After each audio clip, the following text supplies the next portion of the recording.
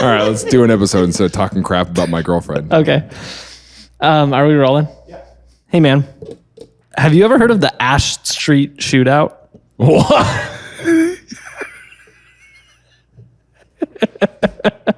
Okay. No. The Ash Street. Ash Street Shootout. Okay. No. Have you? You're Googling it right now. Yeah, I'm looking it up. Make sure I get this right. So Ash Street is a road in a neighborhood in Tacoma. It's Tacoma's Hilltop neighborhood is what it's called. Okay. And so in the 80s, the 80s can be remembered for a few things. I hate when you get in storyteller mode where you go, so in the 80s. The 80s can be like you switch, you start a sentence and you go, no, I'm going to add more flair to this. The 80s. It's just like something takes over you. You look like a used car salesman. A bad one at that. We can get you in the 80s by this night. Tonight. Yeah. Tonight. That's why you never sold any cars. Tonight, this night, we scare them. We don't hurt them. I would help you, but you did not pay me. So if you're choking, Idiot. you didn't pay me for it. One guy standing out of the sunroof, he's like, it's the Crips. Oh, dang it. This is going to be a really good joke if I can pull it off. Hold on. Things I learned last night.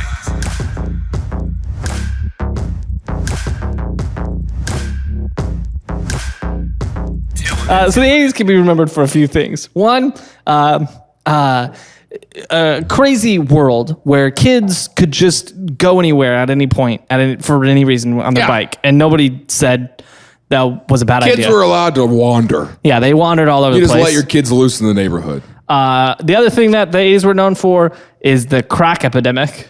And then the other thing was that E.T. video game that they buried. Yeah. Those are the three things. If you know nothing about the 80s, those are the three things you need to know. Yeah.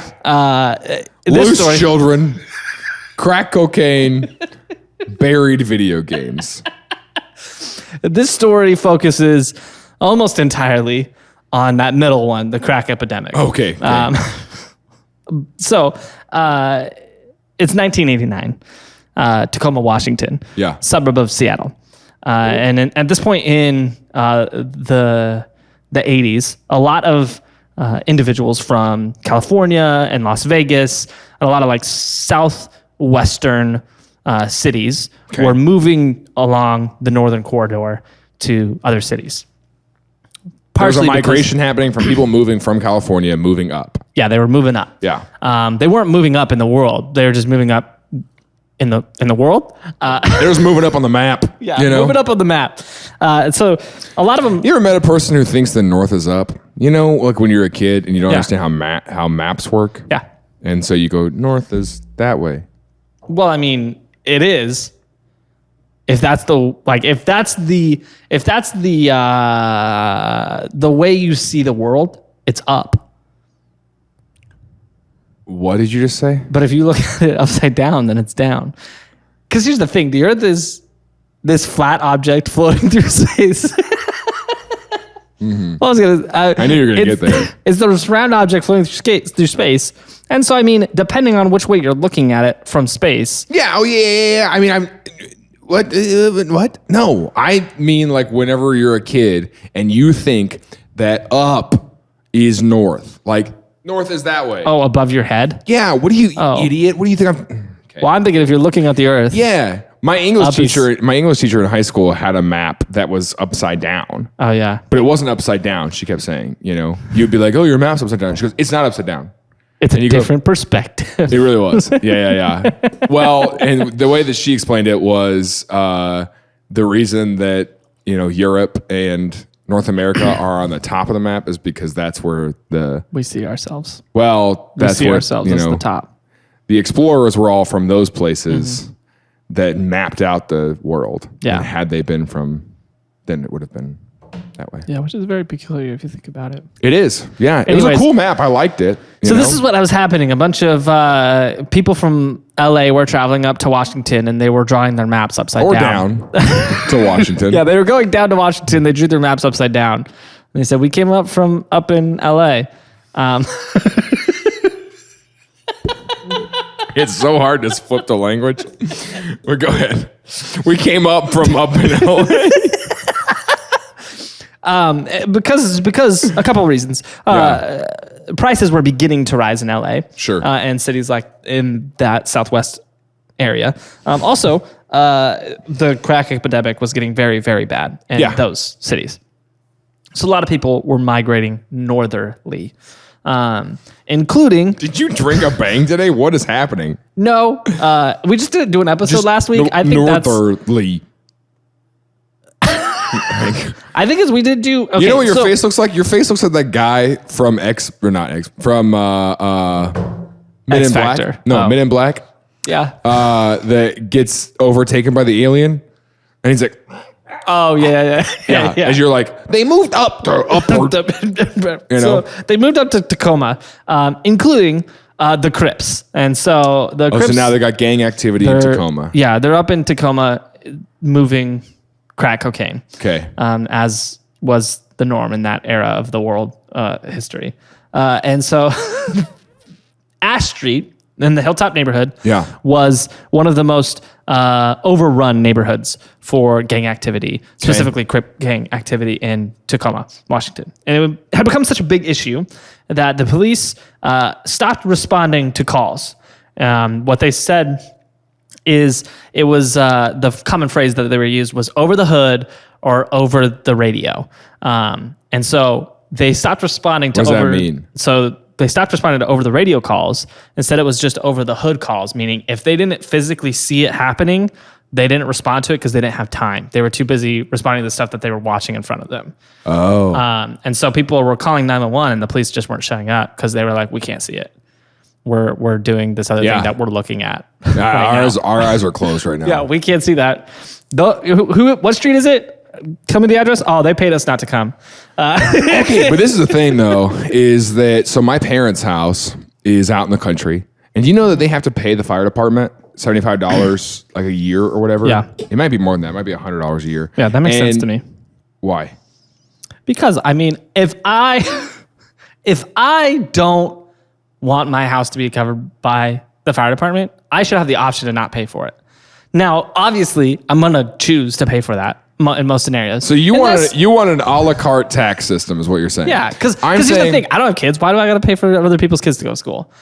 If I don't have a home, if I'm homeless, why do I got to pay for the fire department? You just threw out the most easy, like the basic libertarian talking point of public school education, and then you started going just sideways bonkers. I'm trying to tell you that if they don't pay that, the fire department shows up and protects the neighbors' houses that have paid and just lets their house burn. Yeah, I agree.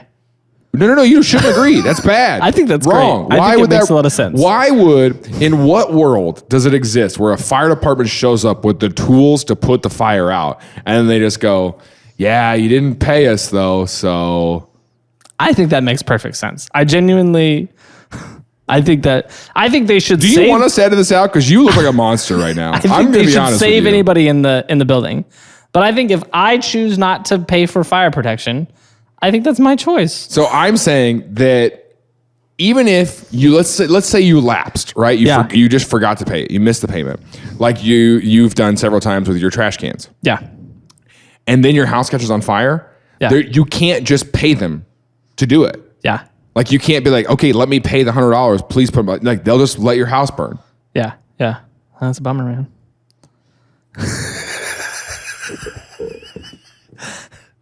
Here's the thing, man. I think it makes sense to me. It makes sense to me. I know you don't understand that, but to me, it makes sense. Okay.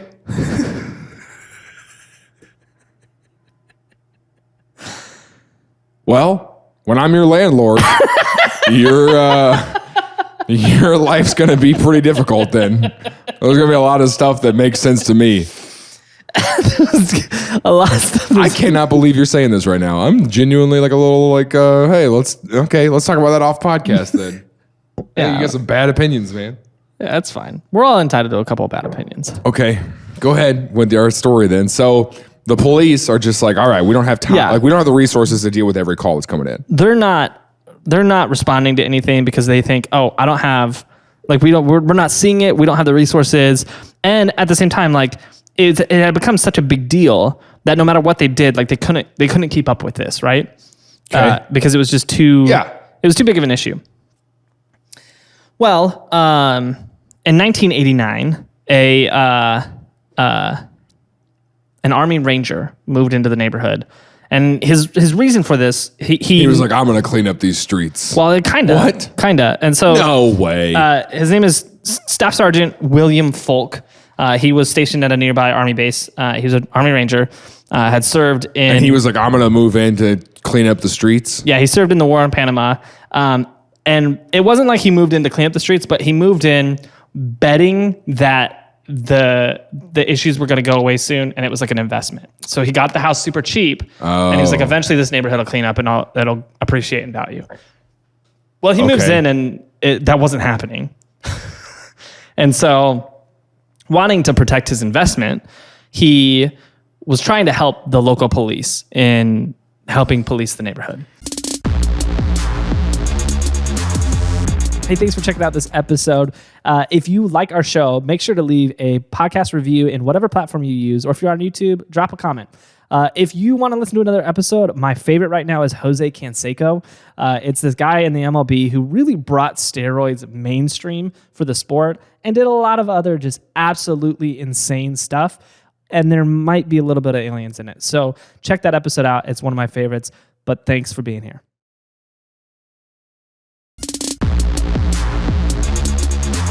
So to protect his investment, he buys a super suit. No, he doesn't buy a super suit. This is Seattle, but he's out in his what he did Ash Street property, and he's like, I am here to vigilante this street.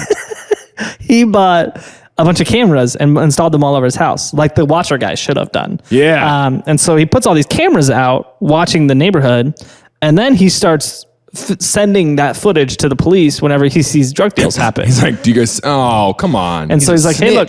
He's like, there's our drug dealers. He's like, hey, look at that. Get those drug dealers. And the police are like, cool, thanks for that video. I guess we can see that now. They're like, well, that guy paid us to not do anything, so we can't respond to that. Yeah. That guy doesn't, well, that house doesn't pay for police protection. So.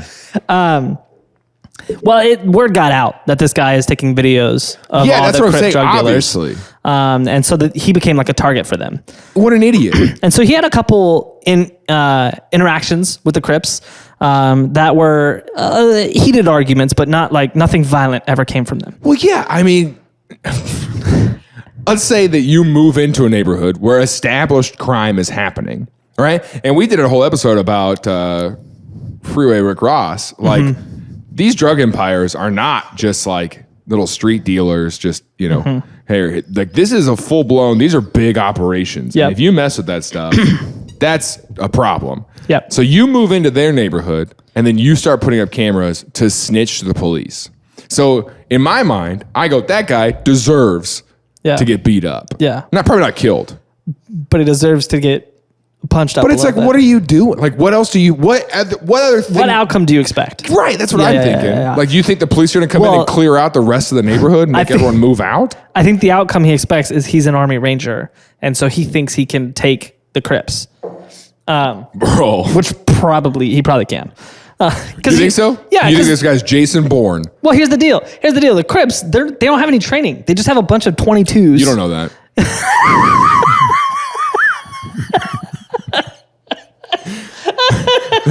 You don't know if they got a boot camp.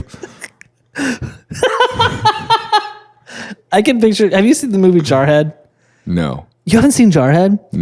It's kind of boring. It's not a great movie. That's why I never watched it. It's boring like Hottie Boom Baladi. He couldn't pay me to watch that movie. Well, first of all, Hottie Boom Baladi is a great movie. Anyways, so It's a kind of boring movie, but the majority of it is about boot camp. And it ends up being like a guy snaps in boot camp, and it's like, sorry, spoilers. But anyways. How old's the movie? Probably like 2002. Yeah, I don't feel bad about spoiling something that came out 20 years ago.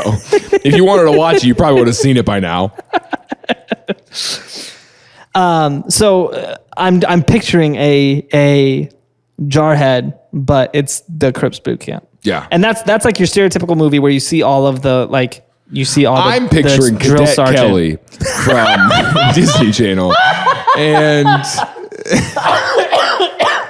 you know, you all right? I would help you, but you did not pay me. So if you're choking, Idiot. you didn't pay me for it. So yeah, well, you see how bad that idea is? I chose not to pay for it. It's my choice. You see how bad that idea is? I think if I want to not pay for it, I have the option. Yeah, what if you don't have the ability to pay for it, Tim? Yeah, well, I think if you don't have the ability to pay for it, then you have to. Then you have no choice. But if you have the ability to make the choice, then you should have the ability to make the choice. Are you cutting that out? No, he's leaving that in. I saw him taking notes. I thought he was cutting that out. No, he had a sound issue. Oh, okay. So, Foulk, thinking he could take on the entire Crips organization, at least in that neighborhood. Yeah, he's filming them. He's having arguments with them, and then one day it all kind of culminates where he threw this barbecue. And he threw a barbecue? Yeah, it was just a friendly neighborhood barbecue.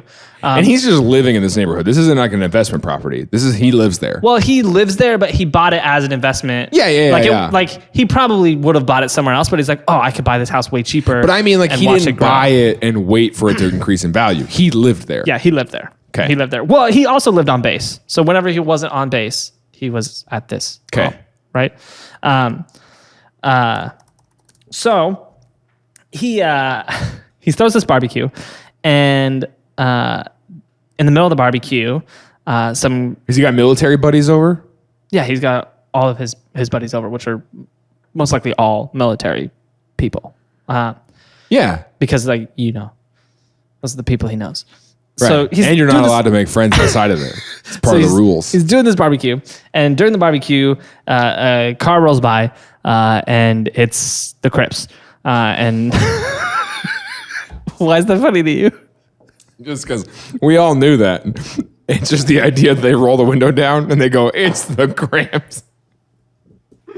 It's one guy standing out of the sunroof, and he's like, "It's the Crips."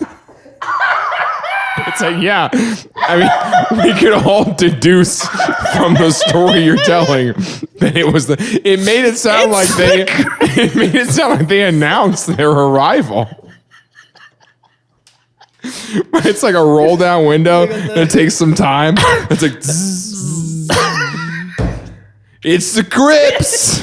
They got the horn that's like, yeah, that's how you made it sound. It's the Crips, Sergeant Foulk. So the guy comes by and he does the little like handgun thing where he's like, I'm shooting you. Like, but it's just your hand, like your finger and your thumb. It's a threat.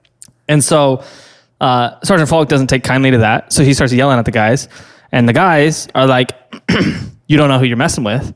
And he's like, you don't know who you're messing with. And and so then they're like, all right, we'll see you later tonight. And he's like, we'll see you later this night.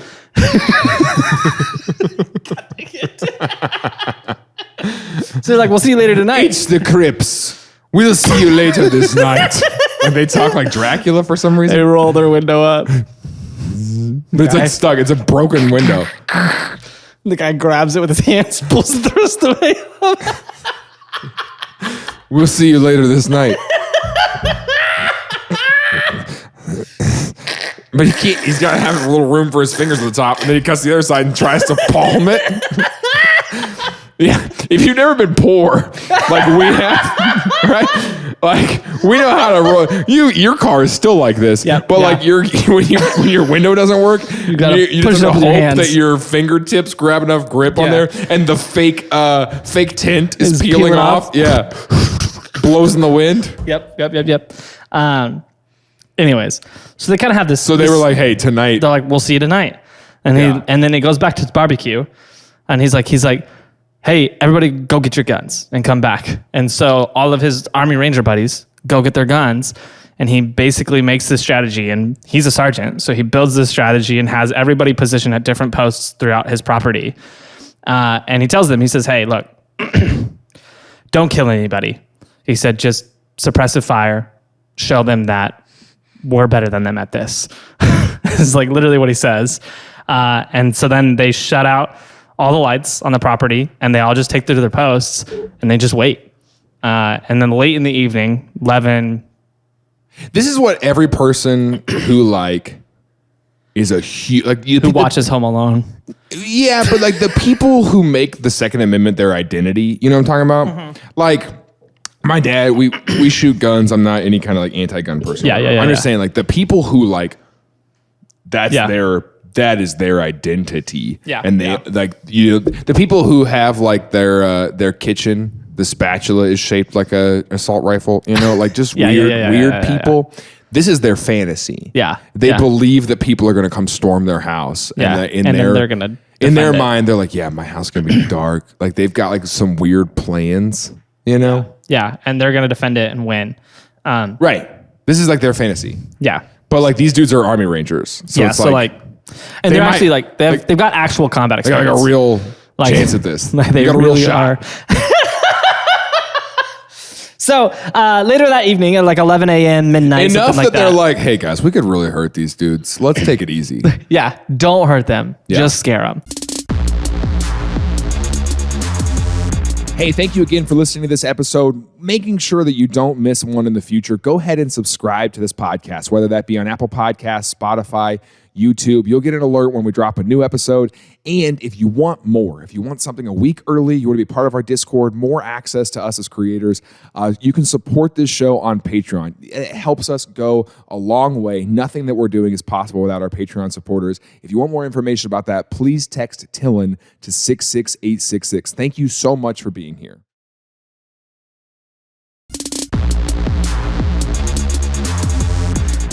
So later that evening, a car What's pulls up. What's funny is that in the car, after he'd finally got the window up, he was like, all right, guys. Because that's how he talked, It's like, tonight, this night, we scare them. We don't hurt them. We scare them. In my mind, this is how they sound, They drive off, and he makes the horn sound with his mouth. They both planned on not hurting each other. So that same car comes back down to the end of the block, pulls up, turns its lights off. Yeah. Other end of the block, another car pulls up, turns its lights off. Back behind the house, another car comes up, turns its lights off. And then one of them from one of the cars just pops off a couple shots from a small caliber handgun. Mm-hmm. And then the Rangers just lit him up. Like from all sides, just unloaded on him. And so all the people in the cars fell out of the cars, ran around, we're taking cover behind the cars. And the Rangers are in every single window in the house, every direction, just peppering all these gangsters that were expecting to just come, honestly, probably just do a drive-by and get out of there. Scare them. Yeah. They were like, we were just going to scare you. We were going to shoot your cameras out. Yeah, we were going to shoot your cameras and leave and be like, hey, you're scared now. And be like, huh. And now... These guys are coming out with literal military, a great assault rifles. Is that guy? Oh, dang it. This is going to be a really good joke if I can pull it off. Hold on. I can't remember. What's the suit called? What? The suit that Alex Jones wore into the place. Oh, the Bohemian Grove place? Yeah, what's the suit called where they're they're disguised as the tree and all that stuff? Oh, the ghillie suit? Ghillie, that's right. Is that guy in a ghillie suit? Is that guy in a ghillie suit? Yeah. It's like, dude, this is not this serious, man. Yeah, so they've got military grade hardware. A literal assault rifle. They call in one of their tank buddies who runs around the corner. Turn its lights off, right? Overhead. Don't worry, guys. It turned the lights off. They can't see me. Overhead, you just hear. And you're like, hold on. Maybe we didn't know who we were messing with. He's right. We didn't know. But then the Rangers are like, we didn't call that helicopter. Maybe we didn't know who we were messing with. It's a cripcopter. Can you say that? I don't know. Out of the helicopter, there's a guy leaning out the back. It's the Crips. So I'm like, whoa, wait a minute. No. Okay, so did they start killing them? Like, you mean they lit them up? Like they just... Yeah, so they were doing suppressive fire. So they weren't actually hitting them. Okay. They were just firing over their heads, firing at their cover, and making sure that it was like, you can't move because you're getting shot at, but you're not getting physically shot. Okay. And it stayed this way for a while, about 10 minutes of exchanging fire, of them just kind of suppressing them, until one guy decided to like go Rambo, and he thought, I'm just going to... One of the Rangers? No, one of the Crips. Okay. And he thought, I'm just going to storm the building. Which why, in any scenario where you're shooting at this house where there's like 19 different windows that people are shooting back at you out of, where you would think, I'm just going to storm the door. So all the Rangers are in the house. Yeah, they're in the house. But they're not like in windows and stuff. They're not like windows throughout the neighborhood. No. They're all shooting They're from all in the house. Yeah. Okay. So they have different positions in different windows, like the attic, second floor, first floor, stuff like that. So they're all over the place. Sure.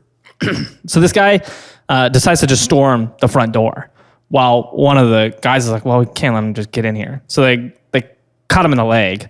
And then he just sprays the building a whole bunch and runs back. But that was the only confirmed hit of this whole event, was this guy who tried to storm the building. Okay. Meanwhile, one of the neighbors is laying down in her kitchen being like, what the heck is happening? She calls the cops. And the cops are like, we can't see it. So, no, ma'am, I'm sorry. I know you're scared right now, and I would love to empathize with you, but we can't be there because there's a lot of other stuff going on. No, I know. No, I understand it sounds intense. I'm sure we'll see the video tomorrow from that guy. Yeah, and I'm sure he'll send it to us. Yeah, I'm sure he'll send it. I'm sure he'll send it over. Well, the police ended up responding. And so when they came down to the end of the block, the guy just full speed, sirens on and everything, just driving down the block. And he gets there, and there's all these shots everywhere. And in the police report, he got there. He was by himself. He got there, hit there. There's one guy listening to the radio who's like, you know what? Tonight, we are going to go check on this. Yeah. Tonight, it's over the radio, not over the hood. That's right. And so he just goes in there. One guy solo shows up to a clearly, like the lady's being like, there's a ton of gunfire. Yeah. There's at least 20 to 30 people exchanging gunfire on our street. And he's like, yeah, I'm going to go check that out. Yeah. And so sirens blaring, full speed down this block, gets to where the gunfire is. And then the police report, he threw it in reverse and just backed the heck out of there. He got there and then was like, oh, no. And so he backed away. But him just pulling down the block was enough to scare away the majority of the Crips. So they all booked it, started running. Okay. Eventually, backup arrived, and they were able to track down one of the gang members. The one with the limp. The one who not hard to find him. Everyone else is running fast. Hey, why are you limping? Yeah, I got a weird limp. It's just a thing that happened. You know what they say? Yeah, got to keep an eye out for people who limp. And so they arrested him, and he ended up getting like 2 years in jail for some possession of. Are the Rangers not in trouble for this at all? Well, so here's what happens. So ended up being a 30-minute shootout that they were up there just exchanging gunfire. About 300 rounds were shot from both sides. What did the house look like after? It's got to look like freaking Swiss cheese. Yeah. I mean, I'm sure. The police seize all the weapons from the Rangers for the investigation. They investigate. They end up giving it back to them. And the police say, you're defending yourself. It was self-defense. The Army Rangers checked into the case and they said, yeah, also it's self-defense. So they didn't get trouble from the Rangers. They didn't get in trouble from the police. That Crip did get arrested. The rest of them got away. As far as we know, no one other than that person who got tagged in the leg was injured in the event. Like not even the lady next door. Yeah, for real though. Like there's a very like real nobody even like that tripped and fell and hurt themselves that we know of. Yeah. There was one of the Rangers was by a window that got shot out and he got cut by some glass. Okay. That like some straight glass, but other than that, there was no serious injuries reported. that being said, some people think that when they scattered, they ran to out of town hospitals where they got treated, so that way they couldn't be connected to the event. Yeah. If you got a bunch of guys showing up at the hospital being like, yeah, I'm gun wound. Yeah. Really? Oh yeah. Is it from the same thing that guy's from? Yeah. Is it from that big gunfight over in the Hilltop neighborhood? Yeah. We heard that over the radio. Yeah. And the guy laying there getting treated is like, it's the Crips. Not very good at hiding it. Shut up. Yeah. So here's the thing. This moment was a turning point in policing in the Seattle metro area, because the police were like, hey, if we don't, do our jobs, then people like this guy are going to try to do it for us, and they might not be as well trained as him. And it might not go as well as this. That's exactly what I'm saying. Yeah. And so the police were like, we need to actually, it's not going to go well. Yeah. We need to do a better job at helping protect these neighborhoods. Because as soon as the police show up, one guy is enough to scare off some of this gunfight. Yeah. Because they presume there was 15-ish Crip gang members that were on site for that, and they all ran when they saw one cop. Right. But when they got shot at by 12 Army Rangers, they stayed there and kept shooting back at them, which is really interesting when you think about it. Because at the end of the day, the Army Rangers are better trained in combat scenarios than a police officer would be. Right. So they should be more scared of them, but they weren't. Well, I don't think that they were out the window being like, it's the Rangers. I don't think, again, you're thinking like that guy opened the window and was like, Ranger time, Go, Army Rangers. Yeah. And they weren't like, they weren't rolling up to the street being like, well. Oh no, we didn't know who we were messing with. They really didn't, though. That's the whole thing, is that they didn't know who they were messing with. And so this changed the trend. For a long time in the 80s, there was this trend of what was called community or neighborhood policing. And the idea was that if you were a cop, your job was to get out of your car and get to know people in the community, and your presence and relationship with people was going to turn the neighborhood around. But that didn't work. The people just it created dirty cops. And so the cops would turn a blind eye to a lot of their friends, because now they had friends with people who were criminals. This changed that trend and made it to where, oh, hey, your job is to, protect the neighborhood. Granted, it didn't have the same effect that I think they anticipated, but it ended up helping really turn the neighborhood. This neighborhood actually, coincidentally, is the safest neighborhood in the Seattle metro area now. Yeah. Because everybody knows, hey, if you do anything there, the Rangers, yeah, the Army Rangers. Yeah. But yeah, so it sparked a major police reform, and it actually led to a major change in gang activity in the area as well. Yeah. Because the gangs were like, we're not going back there. Yeah, and now that whole neighborhood is gentrified. So. So anyways, the sergeant didn't get in really any trouble. Because it was considered self-defense. Yeah. And the neighborhood did turn around, and his investment, surely by now, especially in the Seattle metro, it appreciated quite a bit. So technically speaking, he made a lot of money off of this. So he still lives there. Does he really though? Mm-hmm. Still got the cameras and everything. Never fixed the bullet holes. If he would, I think his investment would go up. So the response to this is the response that I want someone to have toward the watcher. Yeah. Wait, okay, so you're saying you want the watcher to say, hey, I set up a bunch of cameras. You don't know who you're messing with. We're going to shoot. No. I don't want the watcher to say that. I want the person who lives in the house to say that to the watcher. Yeah. I would put a letter in the mailbox and say, if you haven't listened to the Watcher episode, it's worth it.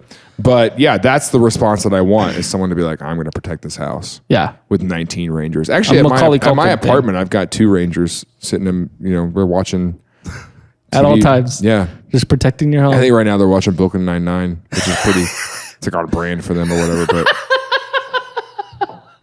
Yeah, I've got like 4 things I let them watch. Yeah, dude. The last guy was like watching New Girl all the time, and I was like, I don't trust you to defend me. I don't think you're gonna defend this house. Yeah, you know? yeah. So we fired him, hired some But guys. if someone broke into my neighbors upstairs, I wouldn't let my Rangers stop them. You know, because like they didn't pay. They didn't pay for the Rangers. Yeah. Yep.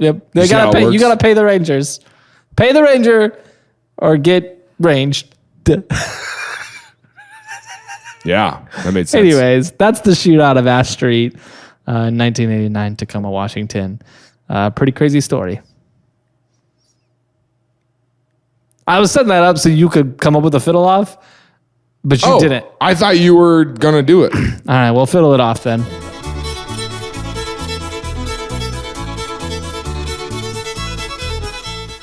Hey, thanks for watching Things I Learned Last Night.